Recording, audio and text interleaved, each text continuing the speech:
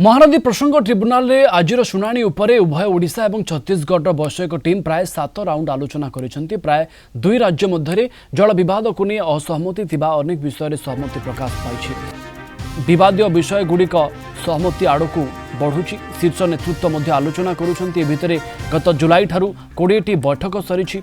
दुई राज्यर जल संपद सचिवों बैठक होईछि। आसंता जुलाई 11 परवर्ती शुणाणी रही। एने सूचना दैछंती एडवोकेट जनरल पीताम्बर आचार्य।